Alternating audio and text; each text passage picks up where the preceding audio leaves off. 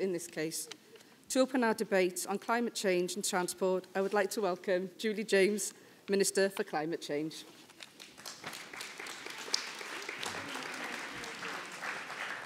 Diolch yn fawr, Philippa. Thank you very much, Conference. Well, Conference, as you have already heard from your First Minister, Mark Drakeford, your Welsh Labour Government sees the climate and nature emergency not only as an environmental crisis, but as a matter of social justice. And your Welsh Labour Government has put the environment and social justice at the very heart of its decision-making.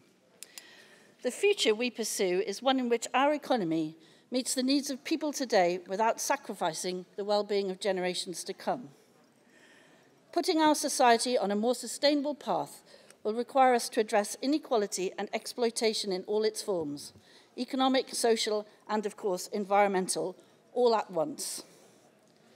The action we take as a Welsh Labour Government isn't just about restoring natural habitats and reducing harmful emissions, though of course we are doing those things. But much more importantly, we are doing those things in a way that delivers fair work and public ownership, in a way that draws on the Labour tradition of collective action. Developing a more sustainable relationship with the natural world begins in our local communities, with access to green space, a local economy that avoids waste, locally generated renewable energy, locally grown food, protecting our communities from the impact of pollution and the changing climate, and of course, helping deliver 20,000 new low-carbon homes in order to ensure that everyone in Wales has a safe and decent home in which to live.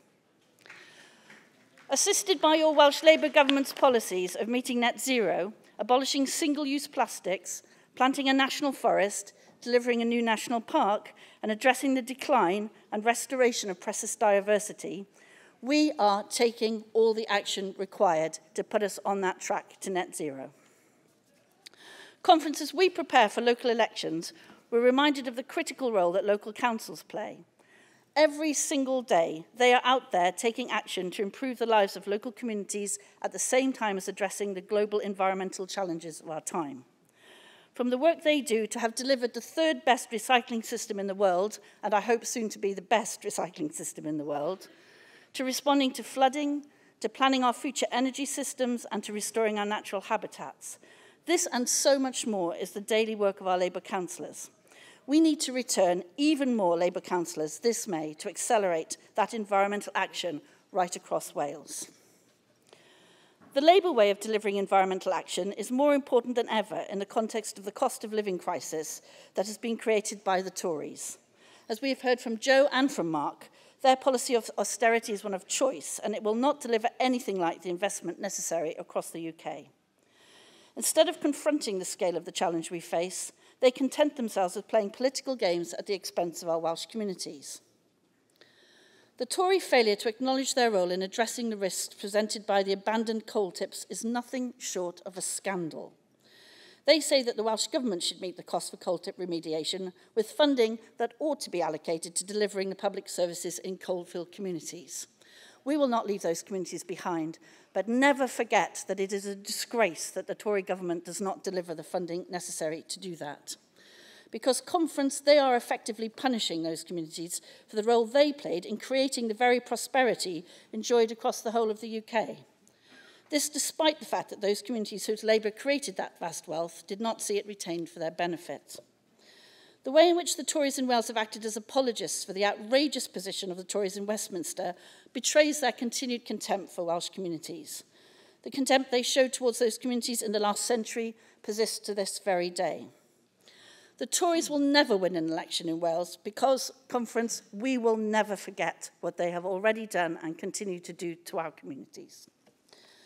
And Conference, the Tories claim to support the global goals of net zero and nature restoration, but they have been absolutely consistent in their opposition to any measure designed to deliver them. So again, empty words, false promises. Instead, they always seek opportunities to both threaten and divide the people of Wales. They shamelessly oppose your Welsh Labour Government's utter determination to redirect road investment towards maintenance and sustainable travel. They continue to uphold the regressive system of loading the costs of green infrastructure onto household bills rather than sharing the costs fairly through a general taxation. They continue to maximise extraction of fossil fuels, whilst under this Welsh Labour government, Wales joined as one of the first 9 nations in the world, the UN Global Climate Summit, a pact to bring about the ceasing of exploitation of fossil fuels across the globe. The Tories oppose actions to address pollution of the air and water by provoking culture wars and pitting communities one against the other.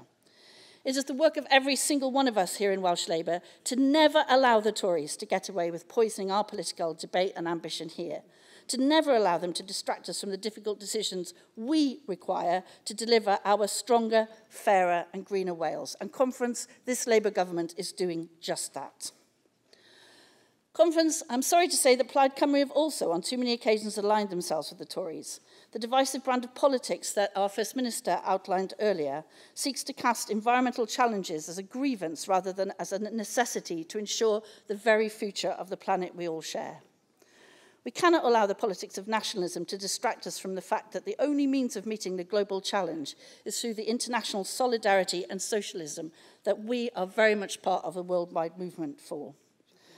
We have seen in recent weeks that spirit of solidarity in the actions taken in Welsh communities to support those fleeing the horrendous violence in Ukraine.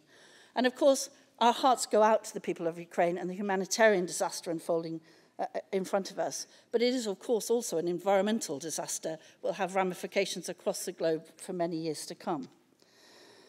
This is the spirit with which we must pursue our environmental agenda here, a spirit of solidarity that recognises the fate of humanity as a whole as inextricably linked, a spirit of solidarity that recognises the threats faced in any one part of the globe are threats we must all face together.